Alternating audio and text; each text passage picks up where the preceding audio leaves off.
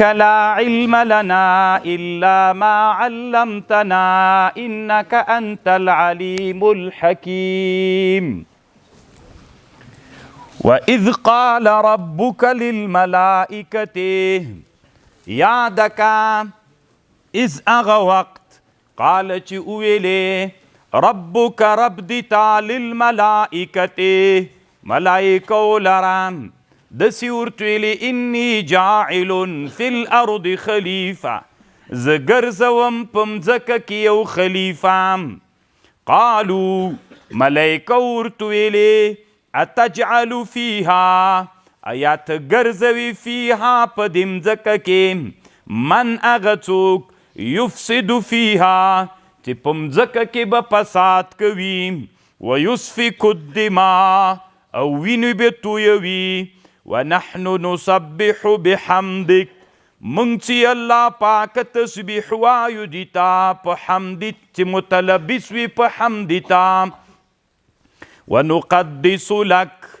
او پاکی بیانو دیتا قال اللہ ارتویلے انی اعلم ما لا تعلمون ز علم لرم پا اغشیانو چی تاسی ورباندی علم نلری قال إني جاعل إني وإذ قال ربك للملائكة ملائكة سيدي طالبانو دا یو موجود دا سیو موجود دا چی دا علماء اختلاف تا پکے بعض علماء دا دنیا دا ملائکه وجود نمانی او بعض یہ منی دا مسلمانانو رای خدا دا چی ملائکه یو مخلوق دا او د دې شتون دا ثابت ده ملائکه د الله یو مخلوق ده سمه ده دا چې په سترګو نه لیدل کیږي نن په معاصره زمانه کې میکروبونه چې دا یو ژوندی مخلوق بلی دوی بعضې میکروبونه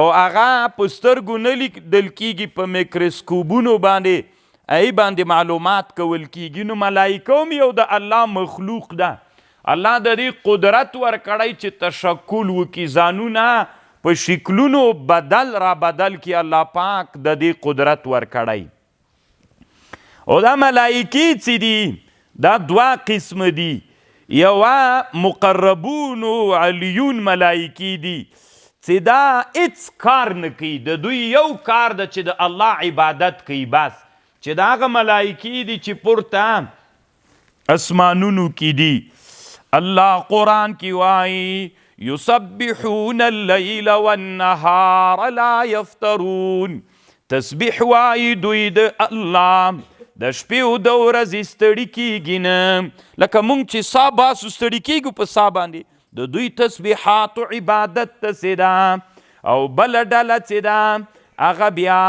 هغه دي چې هغوی ته سپارل سوی د تدبیر د امور د دنیا لا يعصون الله ما امرهم ويفعلون ما يؤمرون دوی هغه کار کوي چې ورته امر کړل سوی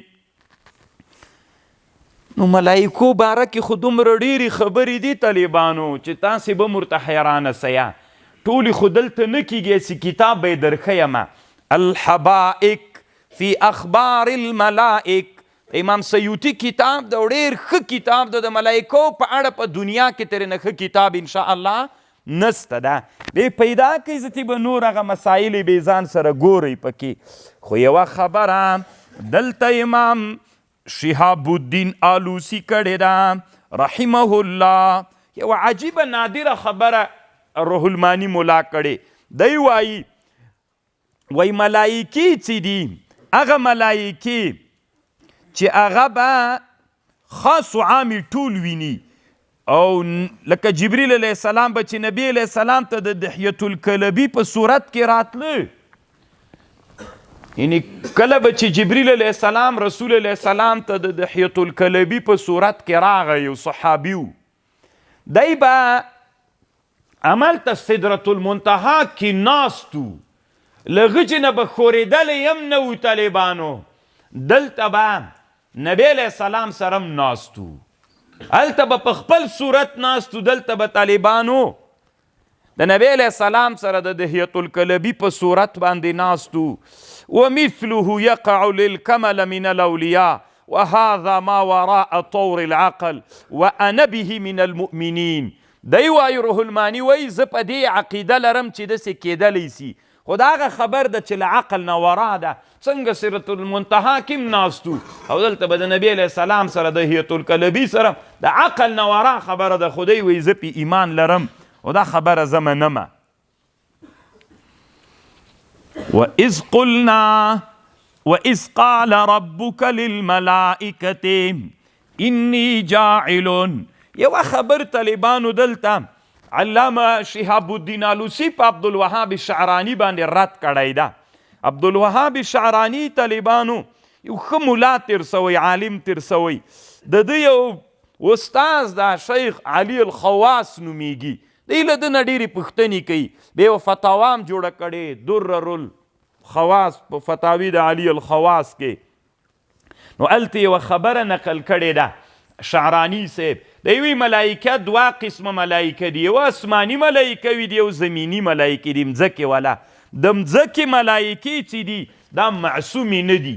موږ خو عقیده دا ده چې ملایکې ټولې معصومې دي، لا یعصون الله ما امرهم. معصومې دي ملایکې، له ګناهونو نه ګناوې نه کوي. عبدالوهاب شعرانی وایي دا اسماني ملایکې معصومې دي، زمینی نه دي معصومې. روح المانی رد پې کړی وي، دا خبره صحیح نه ده. کاش کې وي تا دا خبره نه وه کړې، سره له دې چې ته له لویو علماو د اهل سنت نه ام یې، نو صحیح خبر دا د ملایکه وي ټولې څوک دي؟ معصومې دي. إني جاعل في الأرض خليفة وإذ قال ربك للملائكة إني جاعل في الأرض خليفة. ملائکه څنګه ورته ویلې اتجعل فيها من يفسد. څنګه یې ورته ویلې چې ته الله داسې مخلوق پیدا کوي چې وینې به تویوي. د روح المانی وایي ملایکه دا په تخمین او غیب باندې ورته ونه ویلې. الله دوی خبرې که دا به څنګه آدم وي چې تی جوړوي، مځکې ته خلیفه رالیږې. وي دا به داسې آدم وي، داسې خلیفه به وي چې هغې کې به هم ښه کارونه هم کوي، بد به هم کوي، وینې به هم تویي او داسې به هم کوي او هغسې به هم کوي. دا صفت یې الله ورته وکړه. له دغه نه دوی پوه سول، نو ځکه یې الله ته ویلې اتجعل فیها، ته ګرځوې فیها په دې مځکه کې من هغه څوک یفسد فیها چې فساد به کوي په مځکه کې، ویسفک الدماء او تویوي به وینې، ونحن نسبح بحمدک. د تسبیح او د تقدیس په مابین کې فرق دا ده. تسبیح اغه نفی د اغه صفاتو ته ویل کیږي چې الله سره لایق نه وي. تقدیس اثبات د اغه صفاتو ته ویل کیږي چې د الله له ځان ذات سره لایق وي. دا مطلب ده. ونحن نسبح بحمدک ونقدس لك. دلته طالبانو عام شارحینو یوه رایه ده، عام مفسرین وایي دغه ملایکه چې الله ورته ویلي زه یو مخلوق خلیفه په مځکه کې ګرځوم چې د مځکې نیابت وکړي، داسې یو مخلوق ګرځوم. ملایکه ورته ویلي اتجعل فیها من یفسد فیها. دغه جمله چې اتجعل فیها من یفسد فیها، دا جمله او د ونحن نسبح بحمدک ونقدس لك، د دې دواړو جملو یوه ډله ملایکه ول که بیل بیل ول. نو طالبانو عام علما داسې وایي دا یوې ټولو ملایکو، دا دواړه جملې د ټولو ملایکو هغه دي، یعنې هغه ټولو ملایکو ویلي چې ته داسې څوک پیدا کوي چې فساد کوي، وینې تویوي، او موږ خو د تا تسبیح وایو او د تا تقدیس بیانو. نو دا دواړه جملې دا په شریکه د ملایکه وې، یعنی قائل یو ده، جملې دوه دانې دي. خو د علامه شهاب الدین آلوسی د یو عالم نه نقل کړی، علامه صفی الدین الخزرجي فک الازرار په نامې د یو کتاب نه نقل کړی. فک الازرار، ازرار تڼیو ته وي. نو دلته لیکلي چې دا دوه ډلې ملایکه، هغه ډلې چې په الله اعتراض وکړي یوه ډله ملایکه ولې، هغه چې ویلي نحن نسبح بحمدک ونقدس، دا بله ډله ملایکه وه. خو روح المانی ته چندان خوند نه ده ورکړی دې خبرې، دی وي دا دواړه جملې د یو قایل هغه دي. قال الله ورته ویلي انی اعلم ما لا تعلمون، زه علم لرم ما په هغه شي لا تعلمون چې تاسې نه پوهیږئ. بیا الله آدم علیه السلام پیدا که، وعلم آدم الاسماء كلها، کله چې الله آدم علیه السلام پیدا که، بیا الله پاک آدم علیه السلام ته ورزده کړل نومونه د ټولو شیانو. ثم عرضهم على الملائکه، بیا پیش کړل. دلته طالبانو څو خبرې دي. یوه خبر د هغه رایه ده، د تفسیر مظهري مولا رایه ده، هغه وایي چې دلته د الله نومونه ور وښودل، وعلم آدم الاسماء، نومونه د الله یې ور وښودل، چې د روح المانیم دا رایه د طالبانو. او بله رایه دا ده چې هغه د هغه رایه ده څه ورته وایي، د علامه ابو جعفر ابن جریر الطبري رایه ده، هغه وایي چې نومونه د شیانو ور وښودل. او علامه اسماعیل ابن کثیر الدمشقي الشافعي رحمه الله وی، او امام رازی رحمه الله وی د ټولو شیانو نومونه ور وښودل، دغې خواص ور وښودل، کنه چې دا شی څه نومیږي، څه خواص لري، دا شی څه نومیږي، څه نفع ده، دا یې ور وښودل. وعلم آدم الاسماء، الله ور وښودل آدم علیه السلام ته نومونه د مسمیاتو، د ټولو مسماګانو نومونه ور وښودل. مثلا دا تسبیح دي، څه دپاره دي، همداسې ټول شیان یې ور وښودل. ثم عرضهم على الملائکة، بیا دا مسمیات پیش کړل په ملائکو باندې، ملائکو ته ویلې دا شیان ورته پیش کړل، مسمیات وی دا څه نومیږي.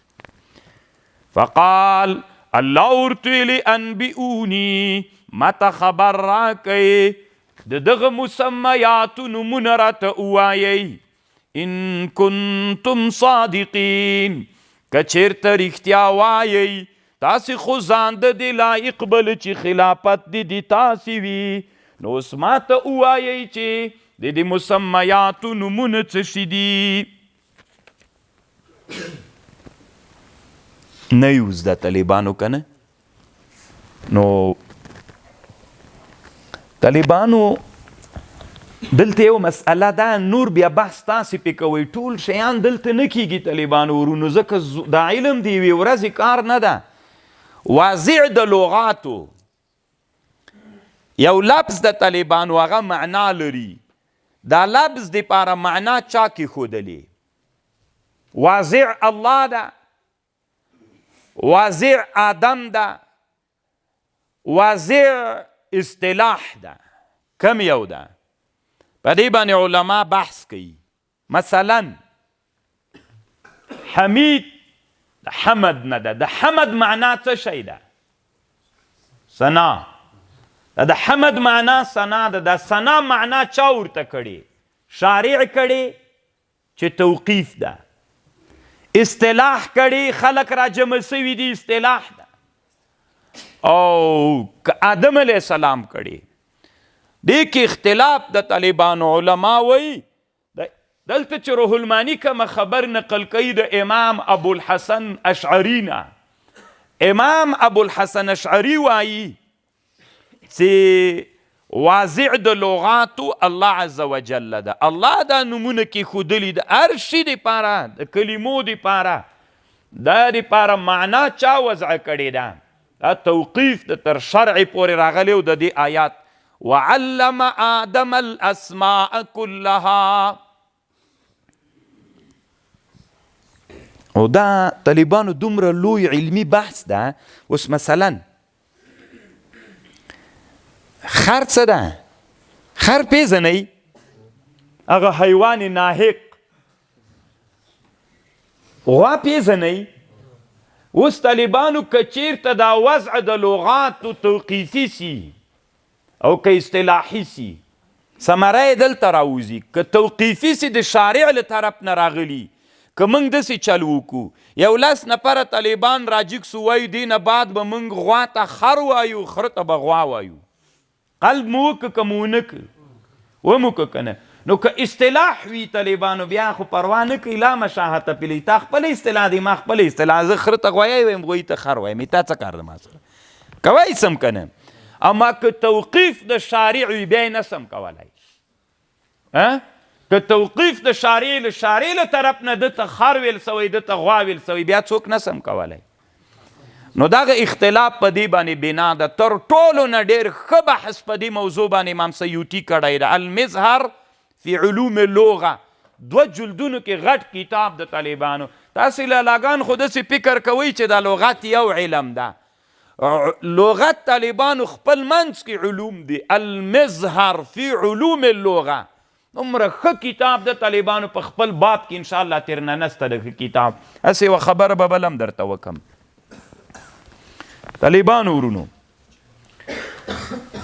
علما وایي په کتابونو کې، امام سیوطي دلته لیکي حروف کلمات په عربی کې، د عربی کلمات د حروف هجا څه دي چې دا یو له بل سره ترکیب جوړ کې 80,000 کلمې تر جوړیږي. څو؟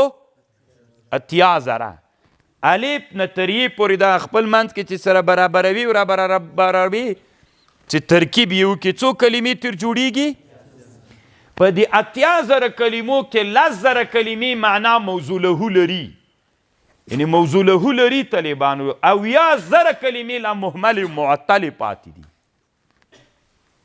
دا اوس چې موږ تاسې په عربۍ کې بحث کوو، دا څومره لغات چې راځي دا ټول 10,000 کلمې استعمالیږي. څو زره لا پاتې دي؟ که هغه 10,000 میدان ته راوغورځېږي، هغې دپاره بیا امام سیبوي و امام خلیل و ابن جیني و صحاح د جوهري و داسې علما هغې ته لغتونه بیا. نو طالبانو دا دنیا به څومره لوړه لاړه سي. 10,000 کلمې په عربۍ کې نن مستعملې دي او 10,000 کلمې لا معنا موضوع له چاته نه ده معلوم. طالبانو هغه معتلې پاتې دي. اوس دیزم سته که نه؟ طالبانو یو کلمه ده لفظ محملون ده، معنا موضوع له نه لري، یا الله ورته وضع کړي، موږ ته لا تر اوسه پورې بحث نسته ده. دې کتاب ته چې لاړ سئ په ډېرو نادرو به واقف سئ. نو ما مخکې تاسې ته ویلي ول طالبانو ورونو، تنا په یو بحث کې مه هغه کېږئ، لږ لږ هرې خوا ته ځئ چې معلومات درته وسي. کله چې د مسمیات ورته راوړل ملایکو ته ویلي وي د دې څه نومونه دي، هغوی ته پته نه وله. قالو ملائکه ورته ویلې سبحانک پاکی ده الا ما علمتنا، نسته علم مونږ لره مگر هغه علم ده چې تا راکړی. انک انت العلیم الحکیم، ته علیم یې، ته حکیم یې الله پاکه. قال یا آدمو، ای آدم علیہ السلام، انبئهم خبر ورکا په دې نومونو د مسمیاتو.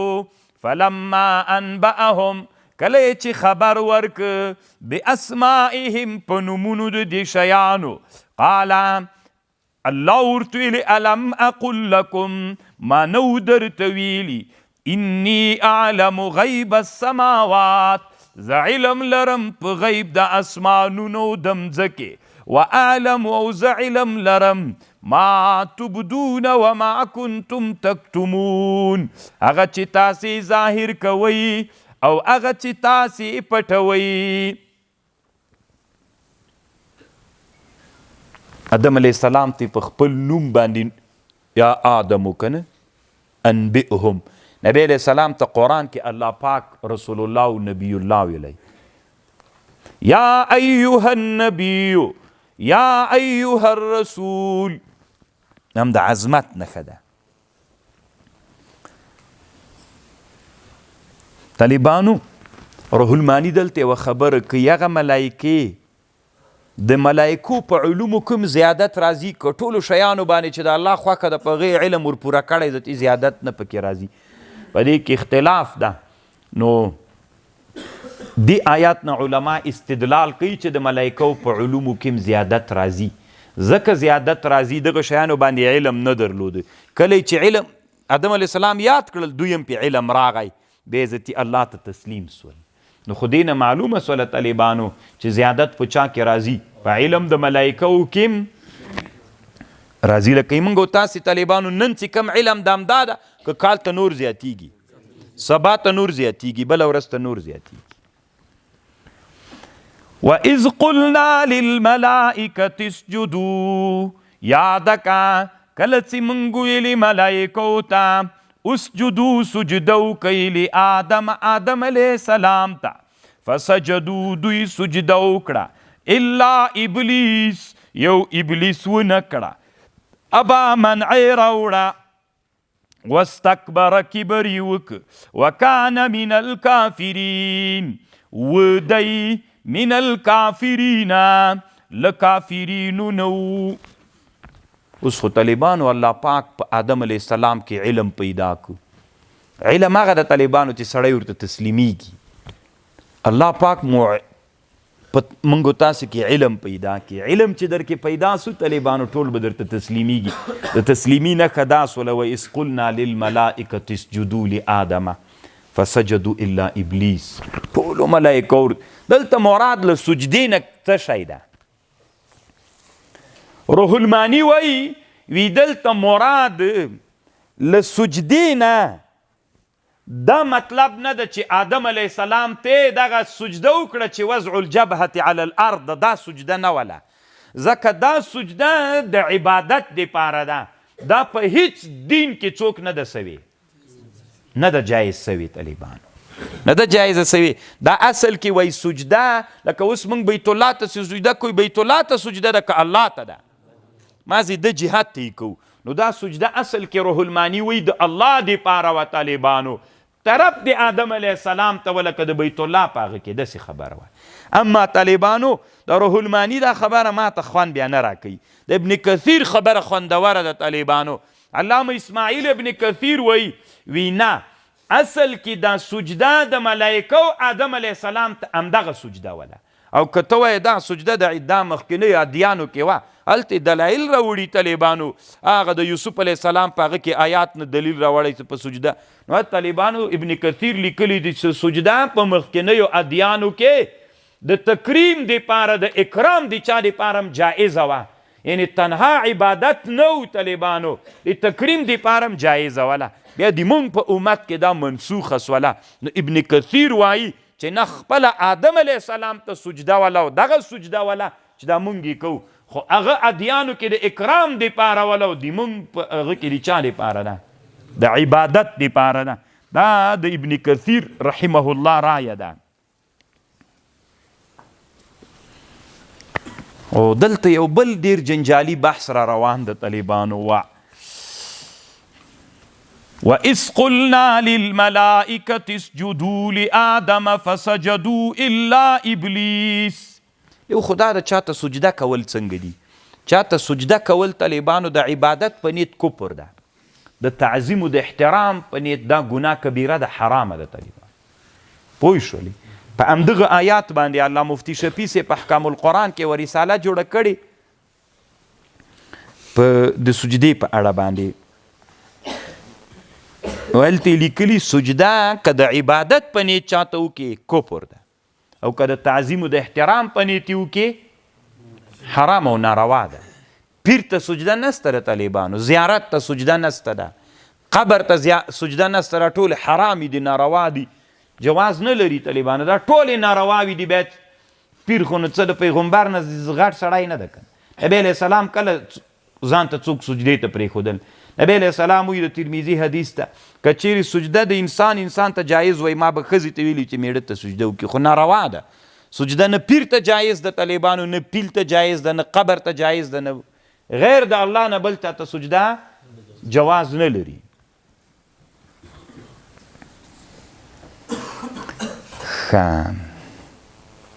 اوس دلته مسئله بله دا ده چې یو انحنام طالبانو ګناه کبیره ده، چاته به ټیټېږي هم داسې نه که نه، دا هم کبیره ګناه ده. علما په دې بحث کوي چاته به انحنام نه کوي، د تعظیم ټیټېدل به داسې چا دپاره نه کوي، دا هم اسلام کې ناروا ده.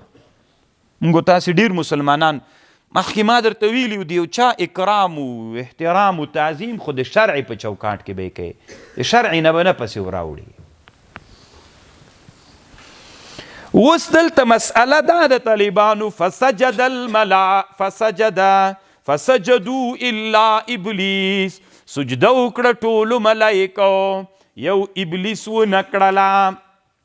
د ابلیس طالبانو د شیطانانو له نوعې نه ده او که نه ده؟ یعنې د ابلیس طالبانو د پیریانو له نوعې نه ده که د ملایکو له نوعې نه ده؟ که چېرته دې د چا له نوعې نه سي، د ملایکو له نوعې نه سي، استثنا متصله ده. که له هغې نه نه سي بیا خو منقطع ده که نه استثنا. جاء القوم الا حمارا، جاء القوم الا زیدان، غوتې خو که نه متصله ده منقطع ده. طالبانو خبر خو پوهیه. اوس دا په ملایکو الا ابلیس فسجدو، ټولو ملایکو سجده وکړه الا ابلیس. ابلیس هم په چا کې داخل ده؟ په ملایکو کې داخل ده که نه ده داخل؟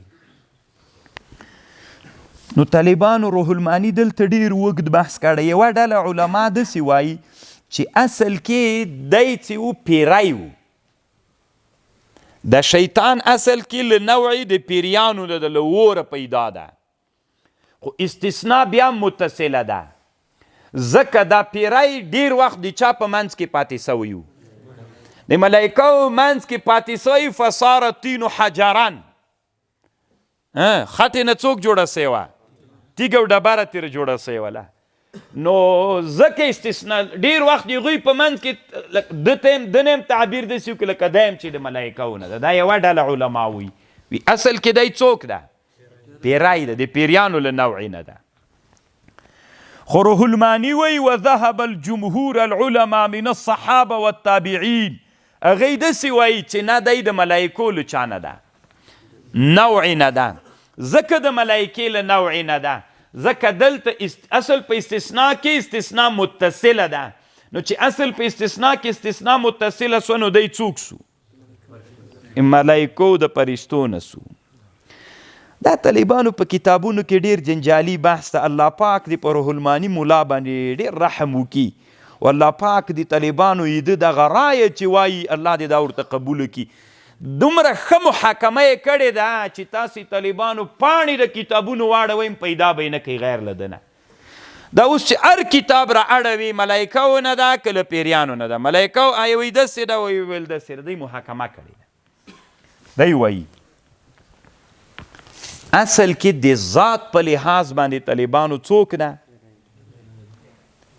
اصل کې د ذات په لحاظ باندې ملایکو له هغه نه ده، د ذات په لحاظ باندې دا وي د ملایکو نه ده، او د عوارضو د صفاتو په لحاظ باندې د شیطانانو نه ده. دا د روح المانی محاکمه سوله. ګوره هلته د جمهور رایه کومه یوه وذهب الجمهور العلماء من الصحابه والتابعین الى الاول، چې هلته وایي هل هو من الملائکة ام من الجن. جمهور صحابه و تابعین وایي چې دا د چا نه ده؟ د ملایکو نه ده. او هلته نور علما وایي چې دا د چا نه ده؟ د پیریانو نه ده. دی محاکمه کوي، دی داسې وایي د ذات په لحاظ له ملایکو نه ده، اما د صفاتو په لحاظ باندې او د عوارضو له لحاظه یعنې اصل یې څوک ده؟ ملک ده. خو طالبانو دا چې عوارض لکه انسانان دوه قسمه دي، یو سرکشه انسانان دي، یو برره انسانان دي، یو فاسق انسان ده. نیک انسانانو فاسق انسانان اصل یې څوک ده؟ انسان ده. اما د چا په لحاظ د عوارضو د صفاتو په لحاظ بیل دي که نه دي بیل؟ یو ته برره انسان وي نیکو کاران او بل فاسقان. شیطان هم د اصل په لحاظ باندې څوک ده؟ ملک ده. د ذات په لحاظ ملک ده، د اوصافو په لحاظ باندې چې دی کې د شر هغه صفات ټول بد صفات دي نو هغې لحاظ باندې څوک ده؟ بیا شیطان ده، صفات پکې شیطانی دي نو دغه محاکمه روح المانی کړي او دی وی وبذلک یحصل الجمع بین الاقوال والله اعلم بحقیقة الحال. په دې باندې جمع د اقوالو راځي، نور حقیقت الله ته معلوم ده چې څنګه بسي. نو ډېره ښه خبرې طالبانو کړې ده، ځکه دا داسې یو جنجالي بحث ده که نه چې د روح المانی دې خبرې ته سړی فکر وکړي بیا پې باندې پوهېږي. د ذات په لحاظ ملک ده، د صفاتو په لحاظ باندې څوک ده؟ شیطان، جن ده. فسجدوا الا ابلیس، سجده وکړله ملائکو مگر ابلیس نه. ابا واستکبر، منع راوړو، کبر یې وکړ. وکان من الکافرین، سول کافرینو نه. روح المانی طالبانو د نحویانو علماو کوم تعریف چې دا د استثناء په هغه باندې دلته رد کړی ده. دوی وي د استثناء چې کوم تعریف دوی کړی هغه د ما خوښ نه ده. وایي څه کوو طالبانو ډېر لفظي تحقیقات هم خوند نه کوي. دلته یوه بله خبر اوس بې تاسې ګورئ پکې زتي طالبانو دلته یوه بله خبر ده. خوارج له دې آیات نه استدلال کوي. خوارج وایي چې الله ورته ویلي چې څوک وکړه سجده، د سجده ونه که کافر سو. نو یو واجب شی چې یو شی چې چا باندې واجب سوی وي هغه ته ونه کې کافر کېږي. نو دوی هغه د دې مونږ کار تیار جوړ سو که نه کافر ځکه سو پیری. د شیطان یې ولې کافر که الله ابا واستکبر وکان من الکافرین، کافر ولې سو؟ خو الله ورته ویلي سجده یې وکړ، دی الله حکم یې ونه منه. نو دوی وایي مرتکب د ګناه کبیرې کافر ده. دا د خوارجو مذهب ده. مرتکب څوک چې ګناه کبیره وکړي هغه څوک ده؟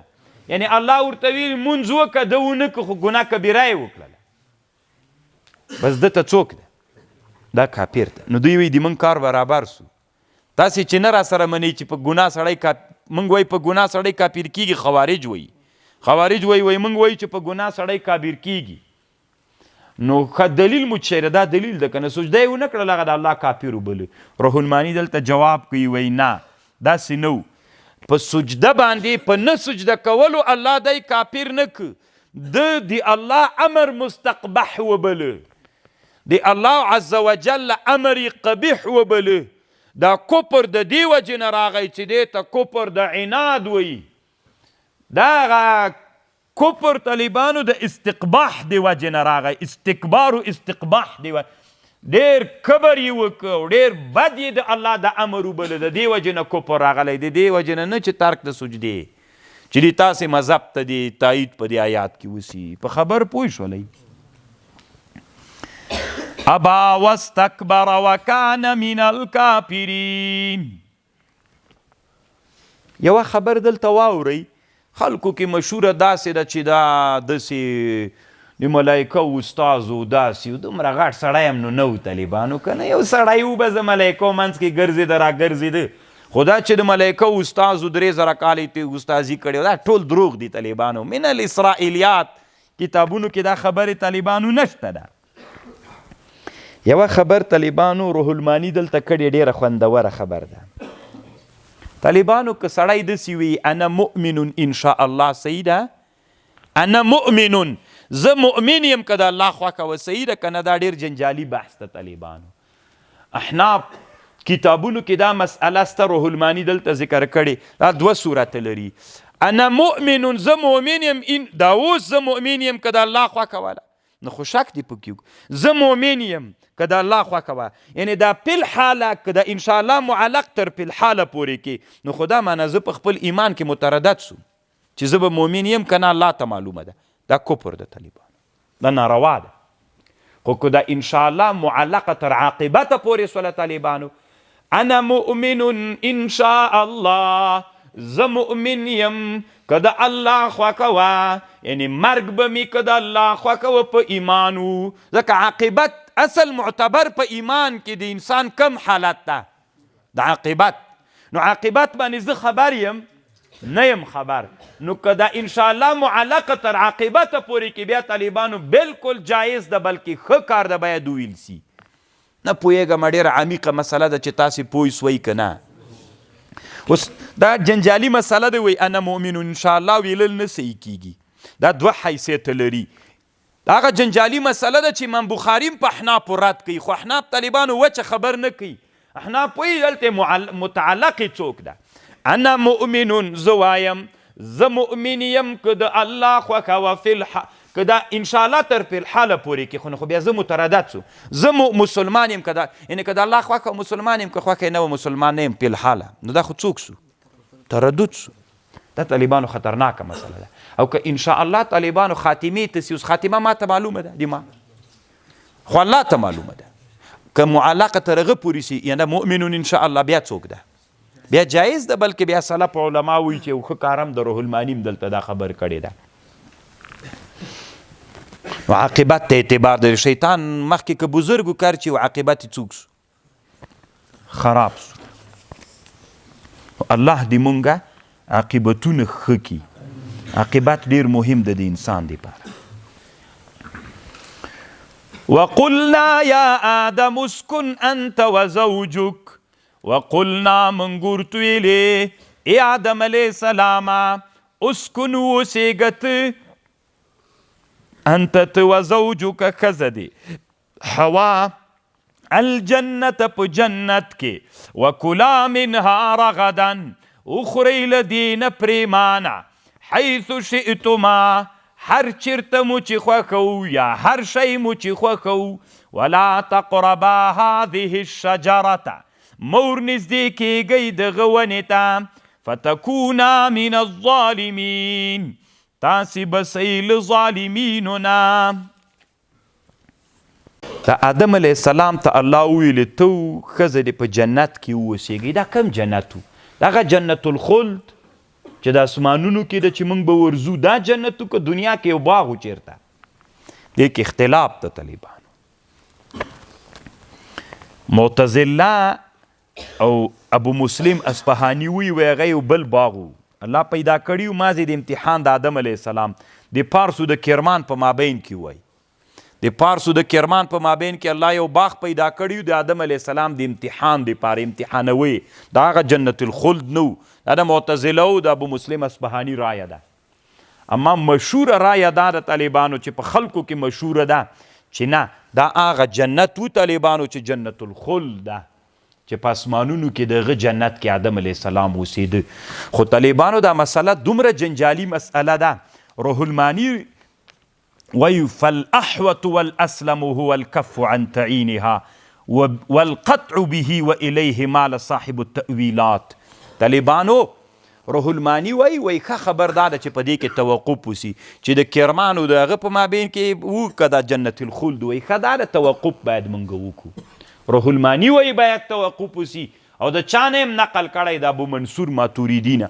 ابو منصور ماتوریدي طالبانو خو پیژنئ که نه، د تفسیر تأویلات اهل سنت کې هم وایي لیکلي چې ښه خبرداره بس الله جنت کې اوسېدلی و. کم جنت و؟ بس موږ ته پته نشته ده، خو جنت و الله قرآن کې جنت ذکر کړی چې هغه جنت و مځکه کې کم جنت و که هغه جنت و. دا د روح المانی و د امام ابو منصور ماتوریدي رایه ده.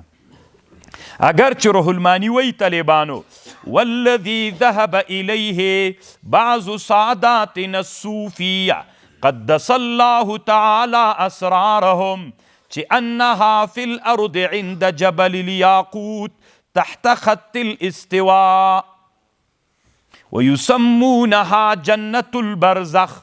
جبل الياقوت دا یو جای د خط استوا ته نږدې، اوس هم وایي دې ته جنة البرزخ وایي. وها الآن موجود وإن العارفين يدخلونها اليوم بأرواحهم لا بأجسامهم. د صوفیان وایي چې د صوفیانو هم دا رایه ده چې یعنې هغه کې ده بعضې صوفیان چې دنیا کې یو باغ و. نو دا خو یوه خبره سوله چې جنت چیرته و طالبان. او بله مسله دلته دا ده، بله مسله دلته دا ده چې د حوا علیه السلام الله په جنت کې پیدا کړله که مخکې پیدا کړې وه بیا الله ورته ویلې چې جنت ته دواړه ننوځئ. نو په دې کې دوه خبرې دي.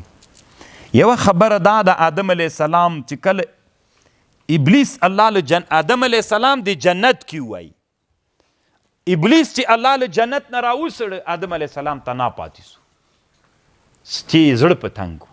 یو ورځ ویده وی راجګ سو چې له چپې پښتۍ نه هوا پیدا سوی وه سټي بیا طبیعت یې ورسره برابر سو نو دې نه معلومیږي چې چیرته و جنت کې هوا په جنت کې پیدا سوي خو روح المانی رایه دا د طالبانو شهاب الدین آلوسی دی وی چې نه صحیح خبره دا ده چې مخکې له مخکې نه په دنیا کې حوا علیه السلام الله پاک پیدا کړې وله بیا حوا او آدم علیه السلام ته الله دواړو ورته ویلي چې جنت ته ننوځئ په جنت کې نه ده پیدا سوی قبل دخول جنت پیدا وله دا د روح المانی رایه سوله وَكُلَا مِنْهَا رَغَدًا حَيْثُ شِئْتُمَا وَلَا تَقْرَبَا هَذِهِ الشَّجَرَةَ فَتَكُونَا مِنَ الظَّالِمِينَ دا ونه چی وه طالبانو د محققینو علماو رایه دا ده لکه د اسماعیل ابن کثیر الدمشقي رایه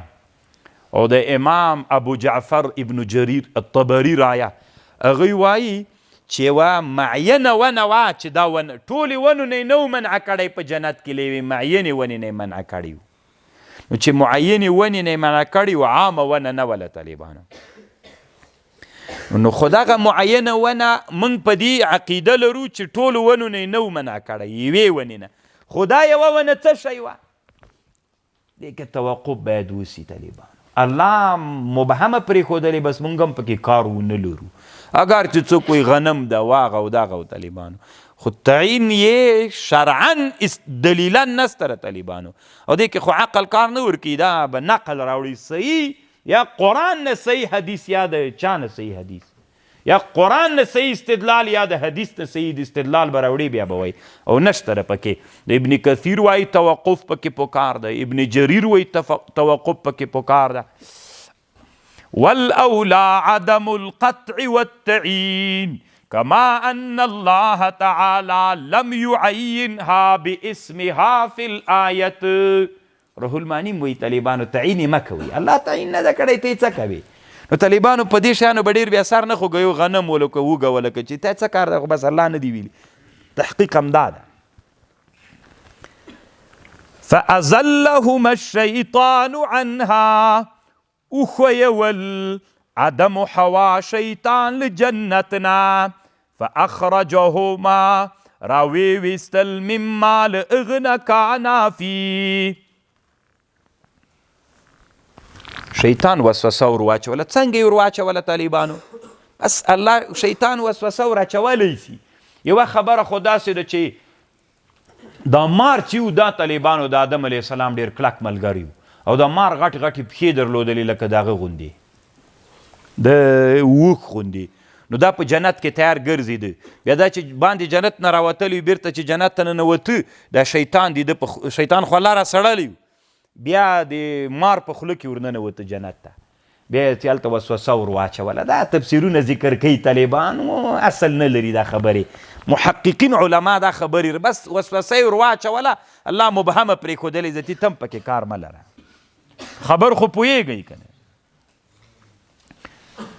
ابو منصور ماتوریدي څه د طالبانو دی و خبر کړې ده وقال ابو منصور وی ليس لنا البحث عن كيفية ذلك ولا نقطع القول بلا دليل من قطع بلا دلیل نه کو چې د مار په خوله کې وهذا من الانصاف بمکان دا ډېر ښه انصاف د طالبانو الله دې موږ او تاسې هم همداسې کي او طالبانو ورونو تاسې خو ځان ته ماتوریدیان وایئ خو تر اوسه ماتوریدي تفسیر لیدلی نه ده ګورئ دا به پیدا کوئ د ابو منصور ماتوریدي تأویلات اهل سنه ډېر ښه کتاب د طالبانو ډېر علمي کتاب ده ځکه دی داسې تفسیر ده چې عقایدو بحث کوي د قرآن تفسیر د عقایدو بحث کوي او عقیده هم دی موږ د ځکه موږ تاسې ځان څوک بلو ماتوریدیان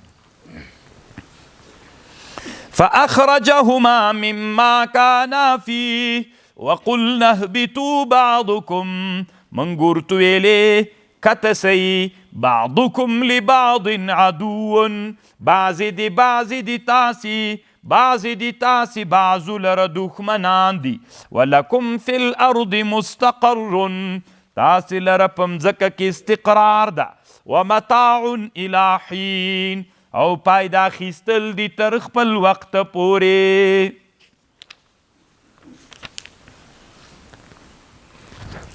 بیا آدم علیه السلام مم راکته سو، حوا او مارو شیطانو.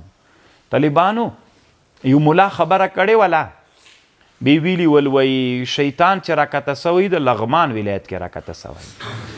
شیطان لغمان کې یو ځای ده شیطان ګم ورته وی. دا صحیح نه د طالبانو په کم کتاب چې حواله ورکړې وله هغه کتاب کې دا خبر نشته. تاریخ الخمیس باندې حواله ورکړې وله، تاریخ الخمیس کې دا نشته طالبانو. شیطان چې راکته سوی په هند کې راکته سوی طالبانو، نور هند ته عین سوی نه ده طالبانو چې هند په کم ځای کې راکته سوی ده. ما مخکې تاسې ته ویلي وو طالبانو، کابل، کاپیسا، پروان، کونړونه، لمغان، دا جلال آباد نوم خو اوسنی د طالبانو ښه، دا پخوانی نوم ادینه پور ده. جلال آباد خو بله ورځ جلال الدین الاکبر نوم پې باندې کېښودلی. ادینه پور یا نیک نهار، پرشور، دا پېښور نه ده طالبانو، دا پرشور ده. پرشور شور خورناک مځکې ته وایي. پر په فارسي کې ډک، پر شور یعنی له شور او له خورنا خورې نه ډک. د پېښور ته د افغانستان اوبه ورځي، دا خوره ډېرې لري طالبانو. مخکې که نه اوس خو ښار پې جوړ ده غټ. اصل کې تحقیق مال الهند ابو ریحان بیرونی وی. نو دا ټول هند د پخوانی ښه داسې پکتیا وي، پکتیکا وي، خوستونه د طالبانو دا پخوانی ټول څوک ده، دا پخوانی هند د ګوري. او هند خو بیا پاکستان هم هند د طالبانو څه ساحې د سیند دي او بیا هند. نو دا کم چې کې راکته سوی دا پاتې نه لګېږي. د هند ټکی شته طالبانو، خو د لمغان ټکی نشته طالبانو. په کتابونو کې لغمان بیخي شته نه طالبانو، لغمان ټکي باندې بیخي کې تاریخ کې نسته. دا په لمغان باندې د یا لمغانات داسې ذکر کوي. او د لغمان د خلکو د ایمان راوړل هم طالبانو بیا نسبت وروسته سوي دي. تقریبا د کابل نه د لغمانو د دې خلکو ایمان ډېر وروسته سوی، تقریبا 100 کاله وروسته سوی. د کابل ته ایمان داسې 240 هجري کې راغلی، هلته طالبانو د 409 خواته سوی ده. د محمود غزنوي رحمه الله پلار سبکتګین د لغمان او د لمغاناتو فتح کړې ده. او د تاریخ پاڼې وګوري درته به معلوم سي. فتلقى آدم من ربه كلمات فتاب عليه إنه هو التواب الرحيم. فتلقى آدم نتنا لغمان، دا اوسنی لغمان بیا نه د طالبانو دې ته مون فکر وي.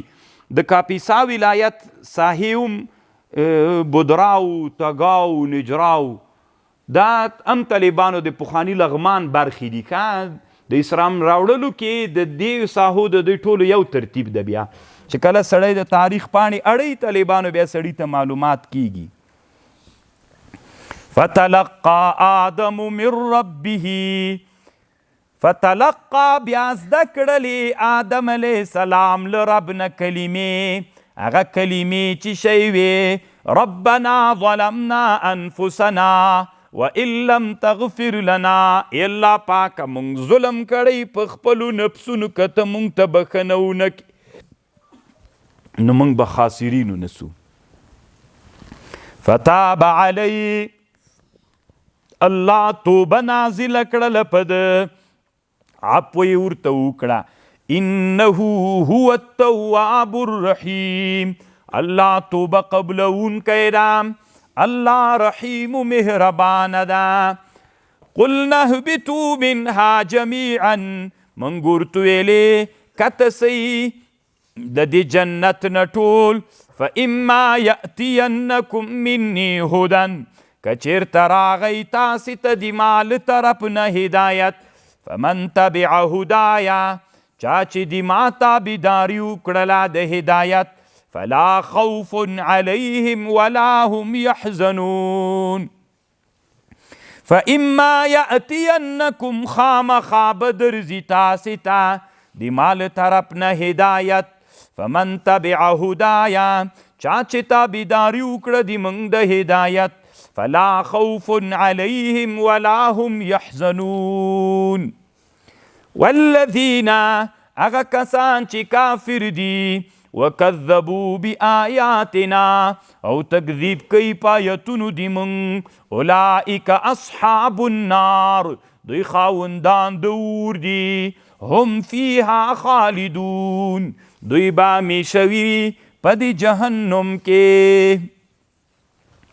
یا بنی اسرائیل اے بنی اسرائیلو اذکروا نعمتی ذکر کئی دی ما نعمت چی پتاسی مکڑی التی انعمت علیکم اغا نعمت چی پتاسی مکڑی و اوفو بعہدی وفاو کئی دی ما پا عہد زب وفاو کم پغ عہد چی تاثر مکڑی و ایای فرہبون خاص ما نو ڈارے گئی بل چانم ڈارے گئی. طالبانو اسرائیل د یعقوب علیہ السلام لقب یعقوب نومو اسرائیل د لقب ولی الله ورته بنی اسرائیلو یعنی د اسرائیل زمنو اسرائیل د عبدالله په معنا باندې ده.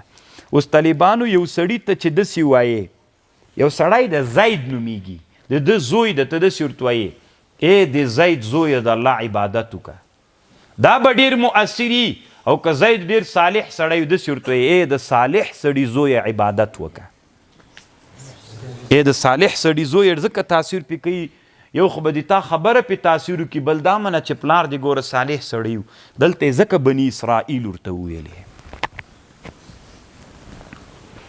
ډېر انبیا الله په دوی کې رالیږلي که نه بني اسرائیلو باندې الله دومره نعمتونه ورباندې کړي و چې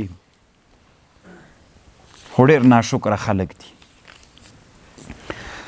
وآمنوا بما انزلتو ایمان راوړئ ای بنی اسرائیلو بما په غشي باندې انزلتو چې مونږ نازل کړی دا مصدقا لما معکم دا قرآن چې دا تصدیق د لما د غشي دپاره چې له تاسې سره ده ولا تکونوا اول کافر به مکیږئ تاسې اول کافران په قرآن باندې ولی ځکه تاسې ته خو معلومه وه په تورات کې د نبی علیہ السلام صفت ذکرو ولا تشترو بآیاتی ما اخلی دی ما پایتونو باندې لږ پیسې و ایای فتقون تاسې خاص لمانه وډارسئ بل چانه نه. مدینه منورم طالبانو د یهودو واکمني پکې وکنه له اسلام نه مخکې دوی کش و پاش ډیرو دلته د یمن نه چې کله د سبا صد سبا څه طالبانو سیل العرم راغی بیا یمنیان مدینې ته راغلل په مدینه منوره کې یو یهود پراته ول طالبانو یو د یمن نه راغلي د اوسیانو خزرجیان چې ول دا د یمن خلک ول او بیا یهودو دلته سلطه وله کرا کرا بیا خزرجیانو په هغه باندې الله واک الاسلام نه مخکې واک د خزرجیانو سو وایي د یمن د عربو سو یهود خو هم دلته مدینه کې اوسېدل ښه ځایونه دوی نیولي ول. بیا د دوی یو مشر په تیمون نومېده ډېر لوی کافر و یهودی و هغه یو قانون کېښوده چې هر څوک اول واده کوي ښځه به اوله شپه له ما سره کوي ټولو دوی قانون ته غاړه کېښوده خو دی د مدینې مشر و. بیا عبدالمالک په نامه باندې عامر ابن مالک که عبدالمالک ابن عامر و یو عرب و اسلام نه مخکې د خور واده و بیګا ته هلته په مجلس کې ناستو نور دا کلي هلکانو ځوانان ناستو دا خور یې هلته ورغلله نو چې د خپله خور ولیدله غصه ورغله وی چیشته له کوره راوتلې وی ډېر خشک مه کېږه دا چې در باندې بده لګېږي چې سبا ته مې سبا مې چې واده د پردي سړي ته مې اوله شپه وغه ولې در باندې بده نه لګېږي. بس ده کې هغه جذبه راپورته کړله بس ورته ویلې صحیح د ترتیب برابرو چې ناو یې هغه کوله اول خو به په تیمون ته وروستله نو په تیمون ته ورته وروستله د مالک یا عبدالمالک دم د ښځو کالي واغوستل چې د ښځو کالي واغوستل د ښځو کې دا مرتیر سو خنجر ورسره په تیمون یې پیوهه مردار یې بس د یهودو ځواک یې ختم کړ. بیا دی وتښتېده شام ته لاړو هلته چې سیل العرم د یمن مات سوی و هغه شام ته تللي ول بیا په څه چل باندې هلته د دوی خپلوانانو لغه عسکر یې بیا راوستل، ډېر وخت بعد بیا یې د یهودو ته وویلې چې هغه راغلی ده څه ورته وایي. دلته خو دا د مدینې هغه نه ول، دا عرب، د یمن عرب. دا عبدالمالک لاړو شام ته، شام نه ځان سره هغه راوستل. د دوی څه تربرونه ول هلته واکمن ول په شام طالبانو. شام واکمني و امپراتوري چې وه هغه د روم امپراتورۍ وله، پخوانی روم، حمص د دوی مرکز و، د اوسنۍ سوریه. بیا هلته چې هغوی راغلل نږدې مدینې منورې سره واړول، نو ټول هغه یې وغوښتل څه ورته وایي. د مدینې کې چې کم عرب یمنیان پراته ول، دا ټول یې وروغوښتل، هلته ورغلل مدینې څنډې ته، اوښان و پیسې و خرچې شیان یې ورکړل. بیرته چې مدینې ته هغوی راغلل، نو یهودانو ته ویلې وایي که تاسې هم ورځئ ورسئ، خبر یې رالیږلی چې دوی هم راولېږئ، بس د دوی خو مشران مو راولېږئ. بس د مدینې هلته خو پوج ته دوی ټول مشران یې ورلېږل چې تاسې ته به ډېر اوښان به درکړي، غنم به درکړي، واغه به درکړي. موږ ته یې هم دغه دي راکړل. دوی چې ورغلل هغه یې ټول هلته ووځل. مشران یې چې ختم سول طالبانو، په مدینه باندې واک د چا راغی؟ اوسیانو د خزرجیانو راغی. الله عز وجل خپل کار پوره کو. بس هلته که یهود په مدینه کې وای طالبانو دا مهاجر د رسول الله نسو پاتې کېدلی. بیا نبی صلی الله علیه وسلم چې پیغمبر سو، بیا دغه انصار د مدینې چې په عقبه اولا او عقبه ثانی کې راغلل، اول 6 نفره انصار د دغه مدینې همدغه اوسیانو ایمان راوړ. کال ته 12 بل کال 14 بیا نبی علیه السلام د دوی سره رابطه باندې مدینې ته هجرت راوکړ، او دا د نبی صلی الله علیه وسلم مهاجر وګرځېد. نو یهود اوس هم اراده لري چې دا د مونږ ځای دلته بني قریظه او بني نضیر بنو قینقاع ول، بیا کرا نبی علیه السلام دیجې نه وسړل. دا اوس چې کوم چې اسرائیل پراته دي طالبانو لا له دیجې نه سړل سوي، دوی بیا خیبر ته لاړل، خیبر نه پسې وسړل، اوس په دغه جې کې پراته دي. دا مې ځکه درته ویلې په دې د خبر یې چې دوی د دې اراده لري. او که ته داسې ویده وې راته، ما بله درته ویلې یهودي بله ورځ یو ویډیو نشر کړی وله، مدینې منورې ته راغلی د خرما ونه ږدي، وي دا چې غټېږي مدینه به بیا د موږ په لاس کې وي. دلته هغه په دې باندې لګیا ده، ملا صاحب تراویح سته که نسته ده، په تراویح کې به وایي چی. هلته مستحباتو وړو مسلو باندې لګیا ده، ورځ تر بلې نه دي هلته کاپیران په کومو پلانونو. دا وړه خبر نه ده، ګوره تاسو ته ټوکه ښکارېږي. نو دا داسې یو قومي بهت ده، ډېر لوی کاپیران دي. دې آیات نه طالبانو یوه علما د یهودو یوه هغه دا وله چې د نبی علیه السلام صفت یې پټوه، چې راغی د نبی علیه السلام صفت پټوه. او بل دا طالبانو دې جنه علما استدلال کوي چې بحث کوي چې اخذ په تعلیم د قرآن باندې، اخذ د حجرې په تعلیم د قرآن څنګه ده؟ جایز ده، خو تعلیم د طالبانو تلاوت بل شی ده. ګورئ، ولا تلبسوا الحق بالباطل، مبدلوي حق لباطل سرام، وتكتمون الحق، او تاسي پټوي حق، وانتم تعلمون، تاسي پويږئ هم. نو کتمان د علم او د حق د حرام ناروا ده. واقیموا الصلاة، تاسي قائم کئ المنځونه، وآتوا الزکاة، ورکئ زکاتونه، ورکعوا مع الراکعین، رکوع کئ سره له رکوع کوونکو. یا دا ولا چې د یهودو په مانځ کې رکوع نه ولا، یا دا مطلب ده چې جمع واجب ده، یا دا د طالبانو د یهودو په مانځ کې رکوع نه ولا، یا هغوی منځونه تنا کول، جمع د هغوی په مانځ کې نه ولا. بیا الله عز وجل دوی ته ویلي ورکعوا مع الراکعین، یعنې په جمع باندې کې. دې آیات نه بعضې علما استدلال دا هم کوي چې جمع واجب ده. اتأمرون الناس بالبر، ایا امر کوئ خلکو ته په نیکي، وتنسون انفسکم، درنویر دی خپل نفسونه، وانتم تتلون الکتاب، او تاسې تلاوت کوئ کتاب، افلا تعقلون، ولی نه پوهیږئ. طالبانو یو سړی چې امر بالمعروف او نهی عن المنکر کوي، دی به معصوم وي؟ نه.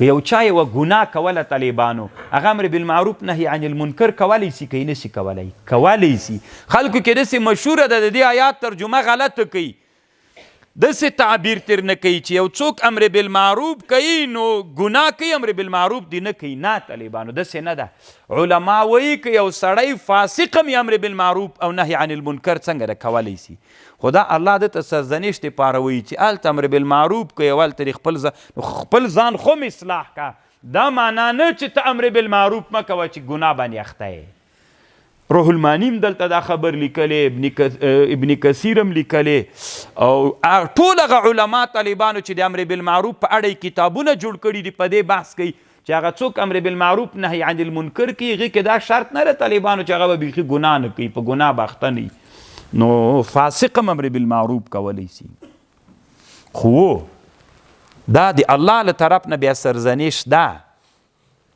چې ځان خو دې پاک کي که نه بیا ته امر بالمعروف کوه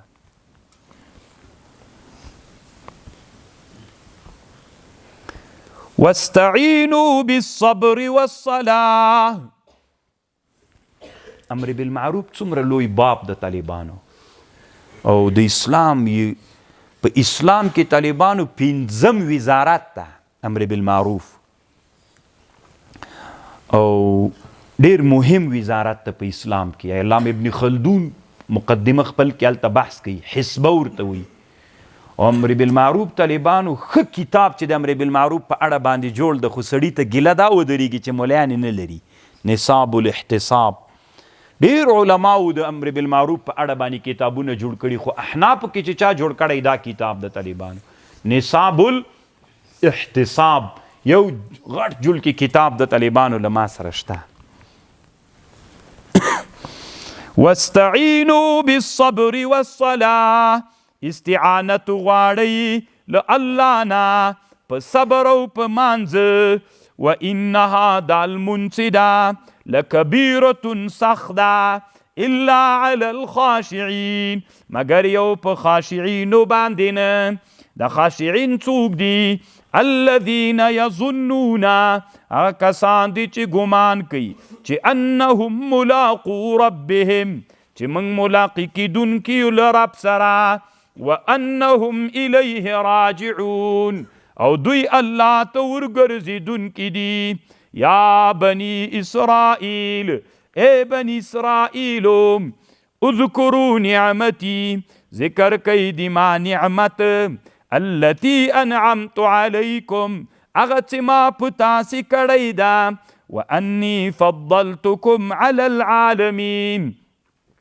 تاسی می بہتر کړی په عالمینو د خپل زمانې دا معنا نه چې په ټولو عالمینو بني اسرائیل افضل دي علی عالمی زمانهم واتقوا ځان وساتئ یوما واتقوا وویریږئ ځان وساتئ له عذاب د هغه ورځې نه لا تجزي نفس عن نفس چې نسي دفع کولی یو نفس له بل نفس نه هیڅ شی ولا يقبل منها شفاعة نب قبلیگی لنفس نه شفاعت نفس گناهگار نه ولا يؤخذ منها عدل نب لدوی اوس دنیا کې خو کړي یو څوک بندي کې شفاعت به وکړي پیسې به ورکړي اخلاص بسي هلته نه قبلیږي ولا هم ينصرون نب لدوی سره نصرت کول کیږي معتزله له دې آیات نه استدلال کوي طالبانو چې شفاعت د ګناهګارانو په حق کې نه قبلیږي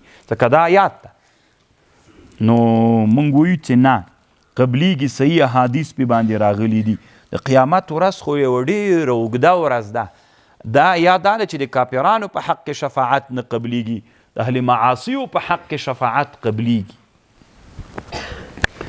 وَإِذْ نَجَّيْنَاكُمْ یاد کوي هغه وخت چې نجات مو درک تاسې ته من آل فرعون د اولادي آل د فرعون یسومونکم چې درڅکلی تاسې ته سوء العذاب بد عذاب یذبحون ابناءکم دا داسې چلو طالبانو اول به دا واورو د فرعون څوک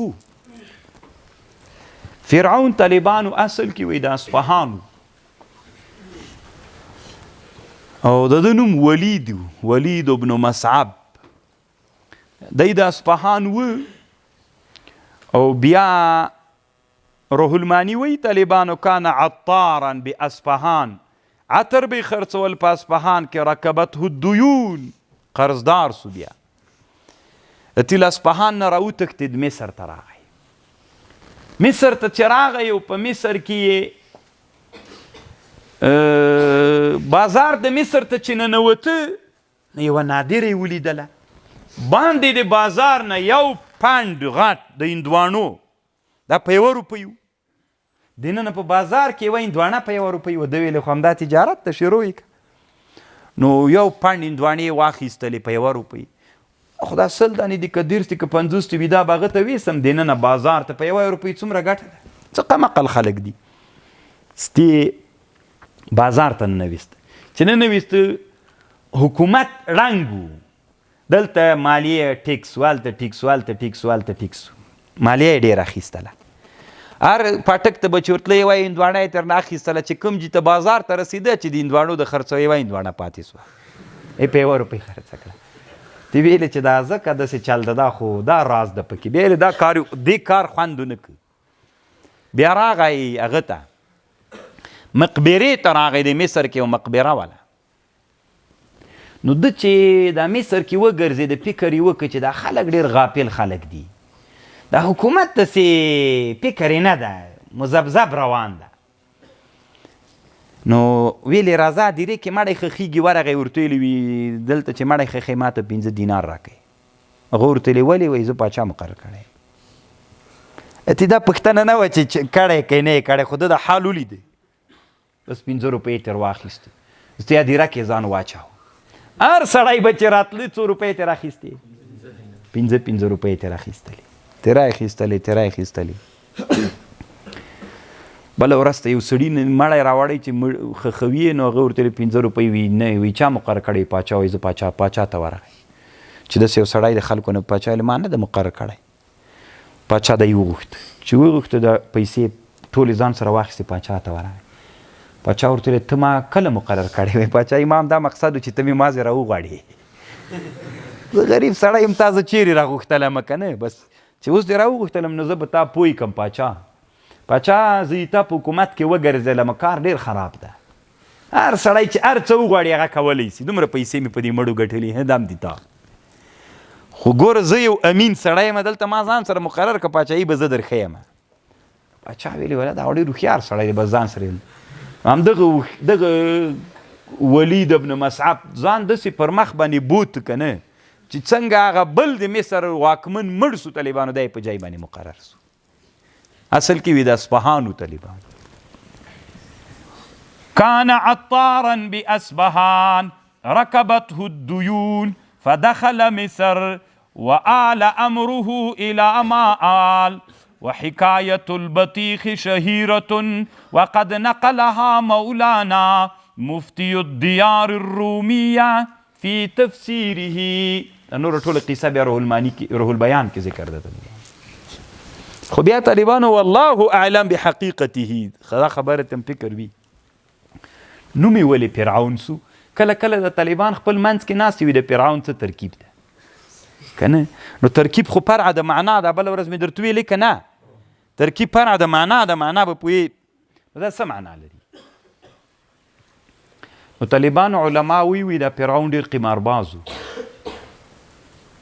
قمار به ډېر کوو بیا پلار یې مړ سوی مور یې وه کونډه وه مور یې دی به ورته ویلې چې مور به ورته ویلې چې وبچې دا قمار مه کوه که نه څو وارې ورته ویلې بله ورځ ته مور ته په غوسه سو مور ته ویلې انا عون نفسي زه مې د خپل ځان کومک زه په خپله کوم دي تا څه کار ده ما سره ستی به خلکو څه ورته ویلې عون مور ته ویلې انا عون نفسي زه مې د خپل ځان کومک زه کوم بس عوني نوم سو خلک به یې عونه ای عونه ای عونه بله ورځ ته وی طالبانو قمارو باندې بیا ناستو خو هېڅ شي هم نه ورپاتې ته نه دا لنګ یې چا سره په قمار اچولی و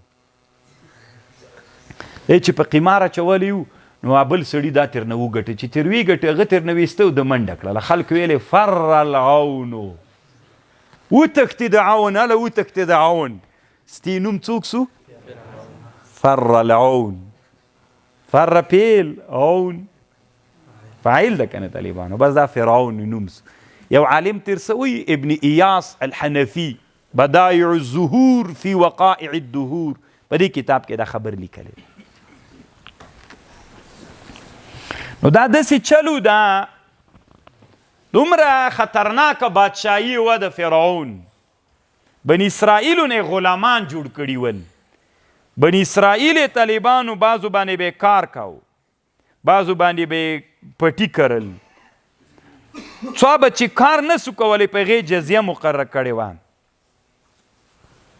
چا باندې به چې کار نه کو هغوی باندې جزیه مقرره کړې وه خو څنګه به چې لمر وغورځېده دستي به یې درته ورته جزیه راکړه د هرې ورځې به یې پیسې ترې غوښتلې ټکسونه مالیات سخت ظالم سړی و ښځې بس دې ته مقررې کړې وې چې ښځو باندې به یې دا کتانونه او نسجونه وبدل د بني اسرائیلو په ښځو ځکه فرعون د فرعون د مصر خلک قبطیان دي قبط بل قوم ده نو دی قبطیان ول بني اسرائیل خو چې ول دا د انبیا علیهم السلام دوی کې الله انبیا ډېر رالیږلي ول نو بس غلامان یې تر جوړ کړي ول ظلم یې پې باندې کوه فرعون خوب ولید ګوره فرعون دا اصل کې د مصر بادشاه ته به پیراو لکه اسلام کې امیر د مسلمانانو ته امیر المؤمنین وي د یمنیانو بادشاه ته به تبع ویلې د رومیانو بادشاه ته به هرقل ویلې وسب غوندې د طالبانو که نه لکه افغانستان کې مخکې رئیس جمهور ورته ویلې اوس لاړو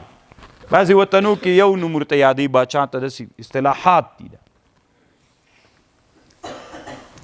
نو بیا فرعون خوب ولیده دا فرعون نوم ولید ابن مصعب ابن ریانو خوب یې ولیده نو دا خوب ترجمه یې هغه ته وکړله معبرینو ته یې څه ویلې معبرینو ورته ویلې د خوب تعبیر دا ده چې په بني اسرائیلو کې به یو هلک پیدا کیږي او هغه به دیتا بادشاهي ړنګوي بیا ویلې نو هلکان حلالوي یا 80,000 یا 12,000 هلکان یې حلال کړل چې له ما نه بادشاهي ونه نیسي وَإِذْ نَجَّيْنَاكُمْ مِنْ آلِ فِرْعَوْنَ يَسُومُونَكُمْ سُوءَ الْعَذَابِ يُذَبِّحُونَ أَبْنَاءَكُمْ وَيَسْتَحْيُونَ نِسَاءَكُمْ وَفِي ذَلِكُمْ بَلَاءٌ مِّن رَّبِّكُمْ عَظِيمٌ وَإِذْ فَرَّقْنَا بِكُمُ الْبَحْرَ یاد کئ هغه وخت چې کله موږ وچوه په تاسې باندې بحر کله چې له مصر نه مدین ته راوښتلی بیا موسی علیه السلام فرعون سره مقابلې ډېرې سولې بني اسرائیل ټول طالبانو له مصر نه مدین ته راړول مصر نه چې مدین ته راوښتل طالبانو د دریاب موسی علیه السلام داسې په لکړه و لارې کې جوړه سي بني اسرائیل 12 قوم ول اخواته مصر د طالبانو بحر قلزم په غاړه باندې دی خواته مدین د طالبانو دی مدین ته راواوښت وَإِذْ فَرَّقْنَا بِكُمُ الْبَحْرَ بیا مو نجات درک تاسې ته وَأَغْرَقْنَا آلَ فِرْعَوْن غرق مو که آل د فرعون وَأَنْتُمْ تَنْظُرُونَ تاسې ورته کتل دې ته طالبانو بحر قلزم وایي ښه چې دا فرعون پکې رودینیل نه ده ګورې هسې غلط وایي رودینیل که فرعون نه ده رودینیل دننه د مصر کې د طالبانو